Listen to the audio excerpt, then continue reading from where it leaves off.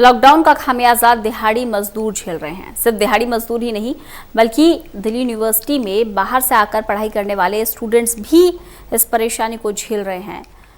आइसा ने इसी मुद्दे को लेकर 12 घंटे की भूख हड़ताल का ऐलान किया है।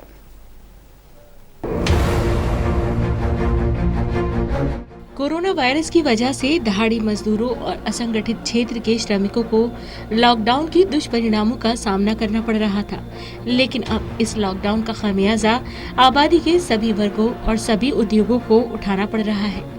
जहां भारतीय आबादी का एक बड़ा हिस्सा आजीविका के मसलों का सामना कर रहा है, वहीं दिल्ली यूनिवर्सिटी की बात करें तो ये देश के अलग अलग हिस्सों में स्टूडेंट पढ़ने आते हैं, जिनमें कई हॉस्टल में रह रहे हैं तो कई पीजी में। ये है लक्ष्मी, केरल से हैं। पिछले साल ही दिल्ली यूनिवर्सिटी में एडमिशन लिया था।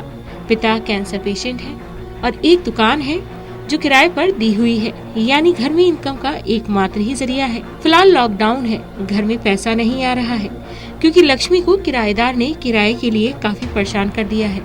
किराएदार के पास देने के लिए पैसे ही नहीं है। As per the current situation of COVID-19 and the lockdown, most of the Malayali students from Delhi are being in Kerala and they are safe. But as a student, the main issue that we are facing is nothing but the rent issues over there. Like we have to study in Delhi, all the students have taken a flat over there and we have to pay that rent monthly. Now we can't, since because of the COVID-19 our parents are jobless, so we can't even pay the money. Now our landlords and landladies are continuously calling all the students of Delhi University and asking for the rent. It's being a huge problem for us to pay the money. So we can't afford that much amount to pay. So I wish we would get some help, some helping hands for us. We are hoping for that and hope it helps. Like we the students need some help and support for that. अचानक हुए lockdown की वजह से बड़ी संख्या में छात्र छात्राएं इस वक्त फंसे हुए हैं और न केवल फंसे हुए हैं, इस वक्त किराया, राशन जैसी परेशानियों से जूझ रहे हैं। जो शैक्षिक हब बन चुके हैं देश के बड़े बड़े शहर, उन सभी शहरों में देश के कोने कोने से आए छात्र फंसे हुए हैं। जैसा कि अभी हाल में आपने देखा, कोटा में हजारों की संख्या में छात्रों को वापस लाया जा रहा है। साथियों, उसी तरह दिल्ली शहर के अंदर जो आज शिक्षा का सबसे बड़ा हब है, दिल्ली में हजारों की संख्या में छात्र जो यूपी, बिहार, बंगाल, उड़ीसा, तमिलनाडु तमाम राज्यों से आके फंसे हुए हैं, जिनके पास आज खाने और रहने की एक बड़ी समस्या उभर के उनके सामने आई हुई है। किसी के पास खाने की व्यवस्था नहीं है।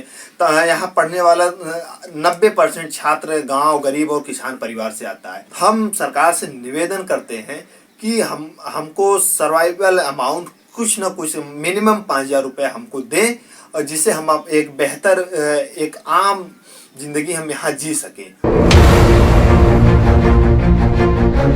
हालांकि सरकार ने किराएदारों से किराया न लेने के निर्देश तो जारी कर दिए, लेकिन इन निर्देशों का पालन होता नजर नहीं आ रहा है। ऐसे में क्योंकि पूरे देश में तालाबंदी है, लॉकडाउन है, कई स्टूडेंट्स हैं जो कि इस वक्त रेंट देने में सक्षम नहीं हैं, और दिल्ली सरकार ने मौखिक रूप से ये कहा भी है, आग्रह किया है जो मकान मालिक हैं उनसे कि वो रेंट ना लें। लेकिन सरकार के इस मौखिक आग्रह का कुछ खास असर हो नहीं रहा है।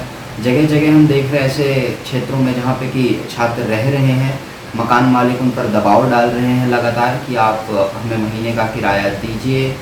मकान मालिक ये तर्क दे रहे हैं कि हमारा जो है कोई सोर्स ऑफ इनकम अभी नहीं आ रहा है अपना खुद, तो आप जो है हमें किराया दीजिए।